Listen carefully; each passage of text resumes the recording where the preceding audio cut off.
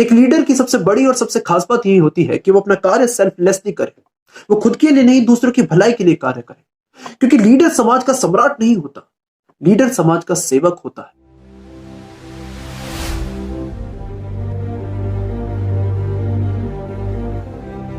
आज जिस तरह से हमारे इंडिया में करप्शन बढ़ रहा है, ये चीज हमें साफ दर्शाती है कि हमारे भारत देश में ज्यादातर लीडर्स अपनी रिस्पॉन्सिबिलिटीज को सीरियस नहीं ले रहे। वो सीरियस ले रहे हैं तो दो चीजों को, मनी और फैसिलिटी।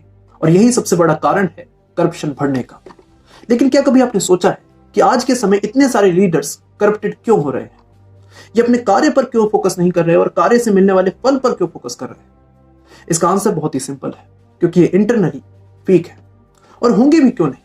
हमारे एजुकेशन सिस्टम में ज्यादा फोकस किया जाता है कि आपको एक्सटर्नली खुश कैसे रहना है और इंटरनली खुश कैसे रहना है। ये चीज तो हमारे एजुकेशन सिस्टम में वर्णित ही नहीं। हमें काम, क्रोध, वासना से कैसे दूर रहना है, इंद्रिय तृप्ति से कैसे दूर रहना है, ये चीज हमारा एजुकेशन सिस्टम हमें कभी सिखाता ही नहीं। जिसकी वजह से आज भारत में जो भी मनुष्य लीडर बन रहा है वो अपनी फैसिलिटीज को रिस्पॉन्सिबिलिटीज से ऊपर रख रहा है। लेकिन भारत में ही एक समय एक ऐसा राज्य था जहां के राजा इंटरनली सबसे ज्यादा स्ट्रांग थे। उन्हें मर्यादा पुरुषोत्तम भी कहा जाता है। वो राज्य आज के सिस्टम के लिए एक आदर्श राज्य था और वो राजा आज के लीडर्स के लिए एक आदर्श राजा थे। और उस राज्य का नाम है राम राज्य। तो आज इस वीडियो में हम डिटेल में बात करेंगे कि ऐसी क्या खास बात थी राम राज्य में जो उसे आदर्श राज्य बनाती है, और ऐसी क्या खास क्वालिटीज थी श्री राम में जो आज के लीडर्स को उनसे सीखनी चाहिए। तो एक एक करके इन क्वालिटीज के बारे में बात करते हैं।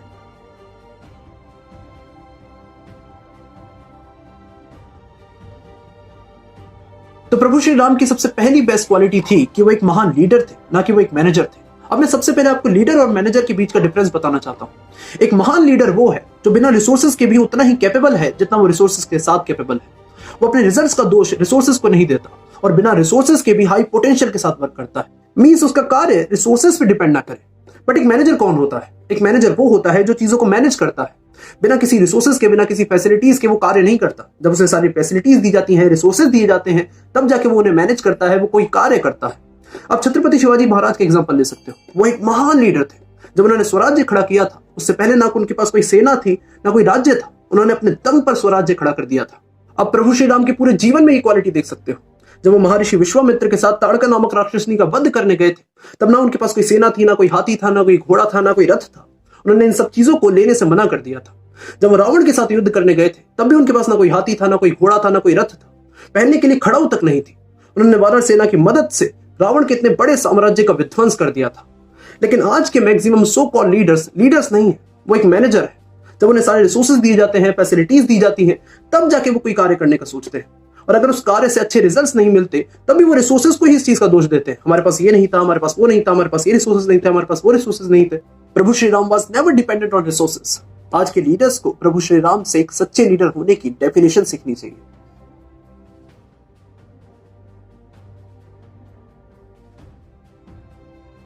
प्रभु श्री राम ने अपने पूरे जीवन में मोह किसी के साथ नहीं रखा। उन्होंने प्रेम सबसे किया, लेकिन मोह किसी के साथ नहीं रखा।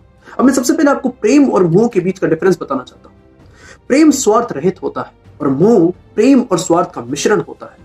जब आप किसी पर्सन से प्रेम करते हो, तब वो पर्सन आपके पास हो या ना हो, आप संतुष्ट रहते हो। लेकिन जब आप किसी से मोह रखते हो, तब वो पर्सन आपके पास होता है, तभी आप संतुष्ट रहते हो। जब प्रभु श्री राम के पिता राजा दशरथ जी ने उन्हें वनवास जाने का आदेश दिया, उस समय वो राजा बनने वाले थे। लेकिन आदेश मिलते ही उन्होंने 1% नहीं सोचा और उसी समय वनवास जाने को तैयार हो गए। उन्हें राजा बनने का 1% मोह नहीं था।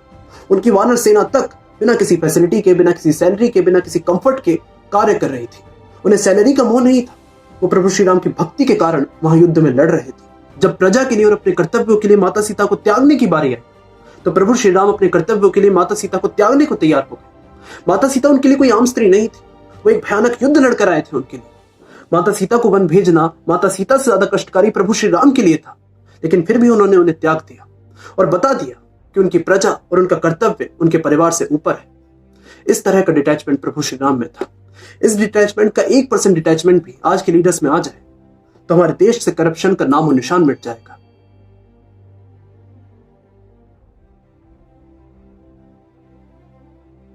एक बार लक्ष्मण जी ने प्रभु श्री राम से पूछा कि भैया न्याय क्या होता है? तो प्रभु श्री राम ने इसका बहुत ही सटीक उत्तर दिया। उन्होंने कहा, हर वो कार्य जो स्वार्थ के लिए नहीं परमार्थ के लिए किया जाए वही न्याय है। जो बिना किसी सेल्फिशनेस के, सेल्फलेसली दूसरों की भलाई के लिए किया जाए वही न्याय है। आपने ज्यादातर राजाओं को देखा होगा जो दूसरे राज्यों पर अटैक सिर्फ इसलिए करते हैं ताकि वो उन राज्यों को अपने राज्यों में मिला सके, अपने राज्य को बड़ा कर सके।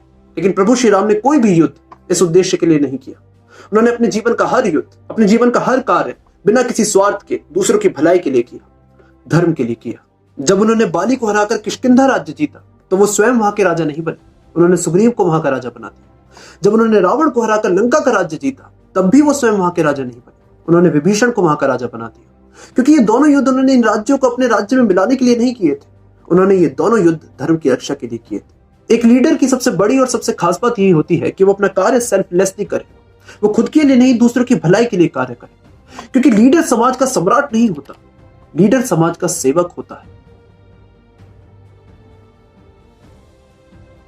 प्रभु श्री राम ने जब लंका का राज्य विभीषण को सौंपा था तो उन्होंने विभीषण से एक बात कही थी। उन्होंने कहा था कि किसी भी राज्य की सत्ता बदल जाने से वहां धर्म की स्थापना नहीं होती, उस राज्य की व्यवस्था बदलना भी उतना ही आवश्यक है।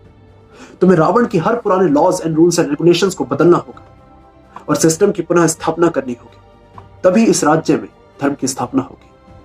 प्रभु श्री राम की वो बात आज भी उतनी ही एप्लीकेबल है।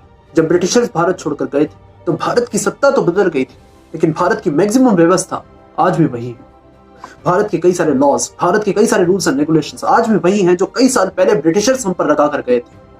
अगर इस देश को करप्शन से जड़ से मुक्त करना है तो भारतीय संस्कृति की पुनः स्थापना करनी होगी, राम राज्य की पुनः स्थापना करनी होगी।